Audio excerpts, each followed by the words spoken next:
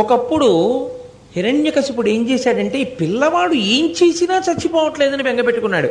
ఏం చేసినా పిల్లవాడు బతకడేమో అని బెంగపెట్టుకుంటాడు తండ్రి ఎక్కడైనా. హిరణ్యకశిపుడు బెంగపెట్టుకున్నది ఏమిటంటే ఏం చేసినా కొడుకు చచ్చిపోవట్లేదని.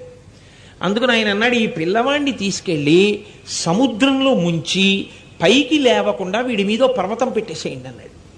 అంటే రాక్షసులు పెద్ద పర్వతాన్ని తీసుకొస్తున్నారు, కింద ప్రహ్లాదుణ్ణి తీసుకొస్తున్నారు. సముద్రంలోకి తీసుకెళ్లి ప్రహ్లాదుణ్ణి ముంచేశారు. ముంచేసి ఆయన మీద పర్వతాన్ని పెడుతున్నారు. పెడుతుంటే ఆయన ఎంతో సంతోషంగా ఈ సముద్ర జలాలు కూడా ఆయనే పరమేశ్వరుడు అని శ్రీహరి శ్రీహరి అని పిలిచాడు.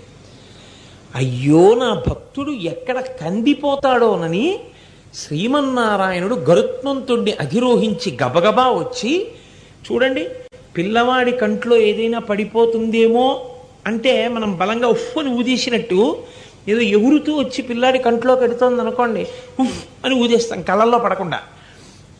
అలా శ్రీమన్నారాయణుడు రాక్షసుల చేతిలో ఉన్నటువంటి పర్వతాన్ని ఉఫ్ అని ఊదాడు.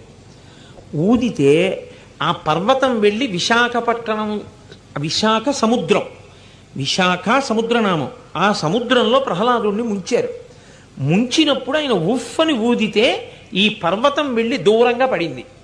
ఈ పర్వతం వెళ్ళి దూరంగా ఎక్కడ పడిందో ఆ పర్వతం ఆకాశంలోంచి చూస్తే సింహంలా కనబడుతుంది. శ్రీ మహావిష్ణువు యొక్క నోటి ఊపిరి చేత కొట్టబడి దూరంగా వెళ్ళి పడింది కాబట్టి దానికి సింహశైలము అని పేరు.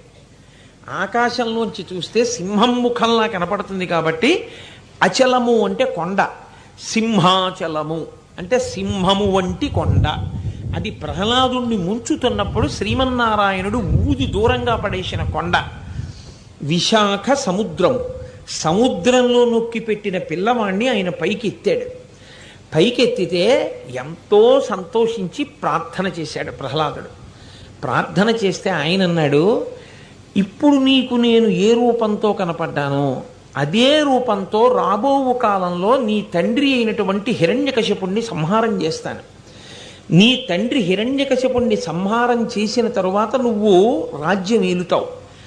నువ్వు హాయిగా కొడుకుల్ని మనవల్ని చూసిన తరువాత వానప్రస్థానికి వచ్చినప్పుడు సింహాచల క్షేత్రానికి వచ్చి నా దగ్గర ఉండి ప్రతిరోజు నన్ను సేవిస్తుండు. అప్పటి వరకు నేను సింహాచలంలో ఒక పుట్టలో ఇలాగే ఉంటానని సింహాచల క్షేత్రమునందు వరాహ నరసింహ స్వరూపంగా శ్రీమన్నారాయణుడు స్వయంభూగా ఆవిర్భవించాడు.